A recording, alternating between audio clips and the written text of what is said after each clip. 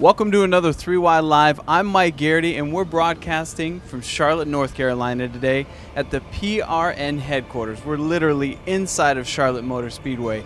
There is no better place to talk racing. We're going to start off talking to Megan Kolb, co-host and co-producer of 3 Wide Life, seen in over 70 million homes nationwide, along with Doug Rice, big man on campus for PRN. Let's go inside and get this started.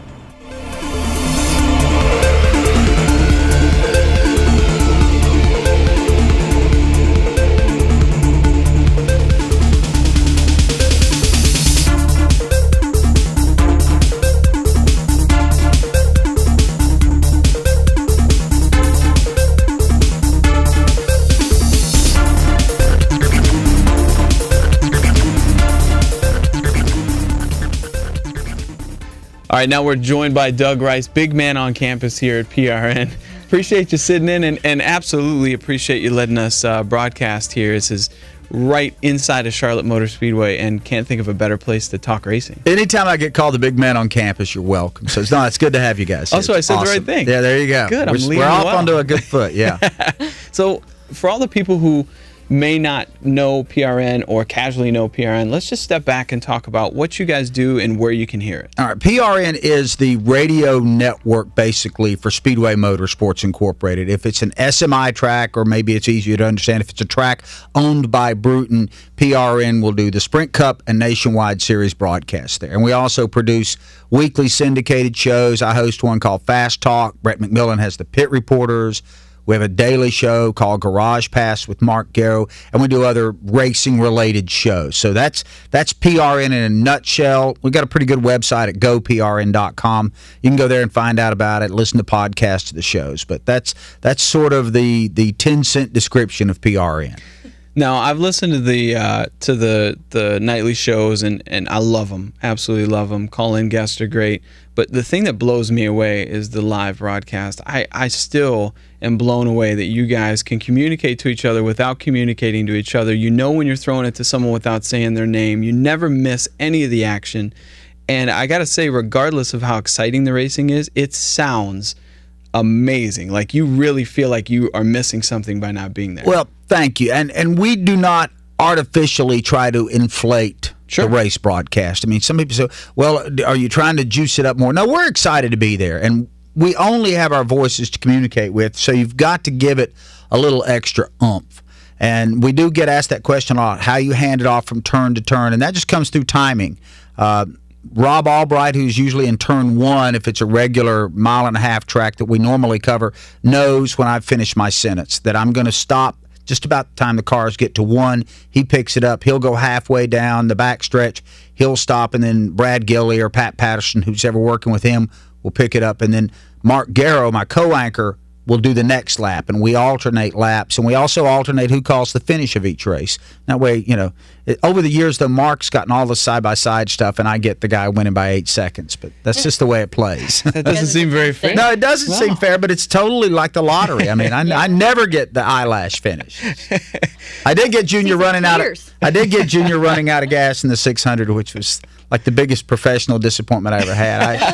I had this awesome call I was going to make because he was going to win the 600 in 2011, and he's 500 feet from the end, and I'm just so geeked about making this call, and he ran out of gas. You know, but talking about the incredible job they do on PRN, I genuinely enjoy listening to races more than watching it because I just feel like I understand it and hear it better. I don't know. There's something about it. I know a lot of people who watch on TV, turn the volume off, and turn on PRN, and it seems like the more people you talk to, they really enjoy the way that you all present it. Well, we hear that for both sides, for both radio networks, for PRN and MRN. And by the way, there is a trick to syncing us up. Can I tell that? If you've got a DVR, it's easy. Yeah. If you have a DVR, it's really easy to do. All you got to do is pause the DVR till we catch up to wherever the action is on the television. Then you hit live, and then we're in sync. Nice. So if your local station, or maybe you're listening to us on the internet at goprn.com, is behind, then or is ahead of it, you can catch up. So it really works really well that way. I got that. Okay. It's good to know. Yeah. Now you know we're not out of phase the next time. All you got to do is they're a little off. Yeah. Yeah, just use the DVR and get it right in line. Well, you got a tight schedule, so I want to talk some NASCAR with you if you don't mind. Is that okay? That's what we do. Okay. First quarter is behind us in NASCAR. We're looking at what's happened and what hasn't happened. What's stood out for you in the first however many races we've had? Well, obviously what happened at Michigan, Dale Earnhardt Jr. breaking the losing streak, but bigger than that, Dale Earnhardt Jr. racing competitively from the drop of the green flag in Daytona where he finished second, most top tens of anybody, the only guy that's ran every lap this season. The renaissance of Dale Earnhardt Jr., number one story in a positive direction. Michael Waltrip Racing having two teams, in Truex and Clint Bowyer in the top 10, also a real good story. And a little surprised at how lethargic, to me, Carl Edwards has been in the 99. They've just not shown anything, and I still think that's a bit of a hangover from the close call from last year. You know, covering those three main topics, Junior, what's changed for him this year? I think a couple of things. Maturity. He's 37 years old. He's got all the playfulness that he needs in his life. That's all done. I think also Steve Letarte, huge influence. You go back and you look at all the successful drivers, there was a good crew chief combination there. I think Letarte makes all the difference in the world. And dare I say, I think having a steady girlfriend. I think that I just think that's been a positive influence on him. I mean, those are the things that I see different. And he's a different guy when he walks in the media center. It used to be he'd come in and his head was slumped down, and he wanted to be anywhere but there. Now he comes in, his head's up, he's engaging, he answers the questions. There's a spark to him that we've not seen in a couple of years. He's always had talent. Just unleashing that and also giving him a good car. And I think Letarte and their engineers give him a great race car. I mean, he's had fast cars a lot this year. And it's been funny to see the playful Dale Earnhardt Jr. back. I know when he was in the media center next to Tony Stewart, and Tony was asked a question that he didn't really like, so he started doing his normal playful Tony Stewart thing. Dale Jr. over there in the corner snickering was just, I had to laugh watching it. And you haven't seen that out of Dale Jr. in the last couple of years because he just wasn't happy being at the racetrack. No, but he's happy now. He wants to be there. You know, so I think Megan's getting a really important phone call. No, it unfortunately is not. It's not the important one. With the ringer on for that. Yeah. Funny enough, we're actually waiting on a phone call from Mr. Dale Jr. He's doing a segment on driver development for our 3 Wide Life television show. So that would have been pretty timely. Pretty. It's good for everybody though to see Junior running so well and to be in the mix and to having the guy that is the absolute fan favorite be a part of the story in a positive way. That's by far and away the biggest story of the year in my book. Talk to me about repaves. You know, we've now gone to both the repaves and Kansas coming up. We repaved Pocono, did not reconfigure it, but really smoothed it out and took away a lot of the character of the racetrack. Weren't sure what kind of racing we were going to have. Then it didn't have the bumps, didn't have the grip strip in 3. Repaved Michigan, which I think everybody loved Michigan, but it never put on the racing that the fans really were looking for. The drivers seemed to like it. And both of these are big racetracks, and repaves in the past or brand new racetracks have provided pretty cruddy racing. So. Well, Pocono I thought was interesting. I thought that was a really good race, and Michigan got the blessing. You know, Dale Earnhardt Jr. won. It could have been the worst race recorded on the planet, but Dale Earnhardt Jr. won, so you get a pass. Sure. So, you know what, and that racetrack will come back because they really didn't mess with the configuration that much. You give it a good Michigan winter, it gets some snow dumped on it, and by the time they go back up there next year, I think it'll be fine. And the same thing can be said for Pocono. Pleasantly surprised by the quality of racing they had at Pocono this year. They really did a good job there, and that's, the tricky triangle did okay. I didn't realize the drivers hated Pocono so much with the bumps. It was interesting because after the repave, when they asked drivers, "Are you excited about this?" and I think I was expecting the typical, "No, repaves are awful. It's a one-groove racetrack. I can't wait for 5 years down the road." Drivers said, "I finally enjoy Pocono. I can race here. I can drive in hard here. I can make the car do what I want." It was interesting to see that they were finally comfortable with a racetrack that they were hidden. They were hiding their feelings about for years past. They're pretty good about that. But Pocono was rough. I mean, it's in, northern Pennsylvania. It takes a beating, and it was good to see that they invested some money into the racetrack to improve the racing surface because it's always been kind of, donkey path rough, but it's not anymore, and that's good to see.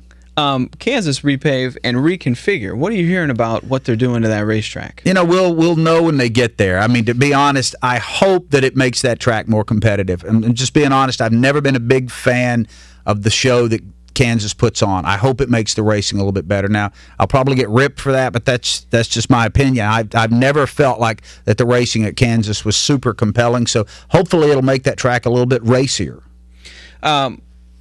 Dodge came into the sport back in 2000, 2001, right around that time. Yeah, with Ray Evernham and the whole resurgence when Ray sort of led the charge back into the sport. That was a big deal. Had some big teams, Ray Evernham with Bill Elliott and Casey Atwood at the time, then Casey Kane shortly after, Chip Ganassi with some big flagship drivers, and then Penske switched over. So we were looking at some pretty big teams. Penske's been the only one to stay with Dodge, and they've been competitive and fast and winning races.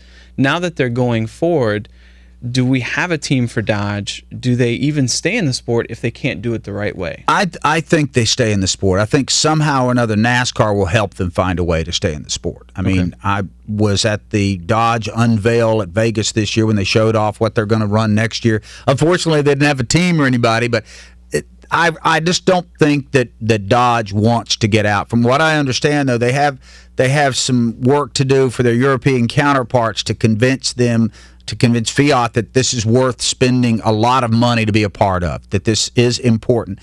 I think this will all happen, and hopefully Dodge stays in this sport because I really think it needs it, especially with the new car designs we're going to see in 2012. So they'll find a home. I think NASCAR will help orchestrate that one way or the other.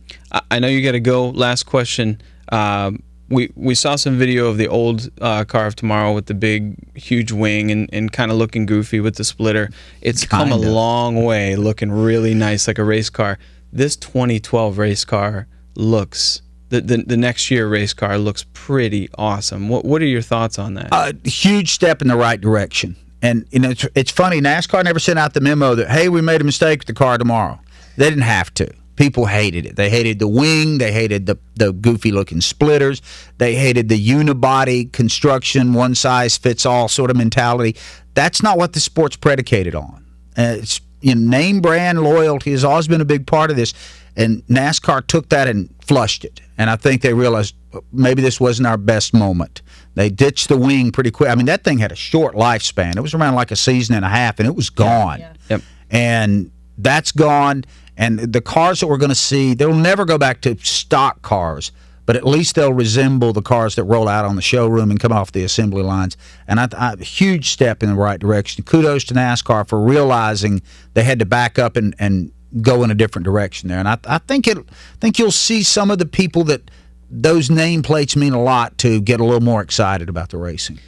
Yeah, we used to have where people were Ford and they would stay Ford. People now seem to follow drivers more than they follow manufacturers. It'd be fun to see them get back to the manufacturer. I don't think it'll ever go back like it was, but there is a certain element of people that do that. No, this sport now is so personality driven that is the #1 element, but I don't think you can totally lose the car loyalty. Yeah. Well, we appreciate you coming in. I know you've got an engagement, but thank you for letting us use this beautiful studio. Anytime. The door's always open. Love having you here. This is great. PRN, goprn.com, and make sure you tune in and check out all of the racing action and all your shows you produce, and go on the web and check it all out. Thanks for having us, and just a reminder, the races are streamed live, so if you've got a smartphone, you can catch us anywhere that you can pick up a cell signal. And now you know the tricks about when they hand off and everything. Now you can pay attention.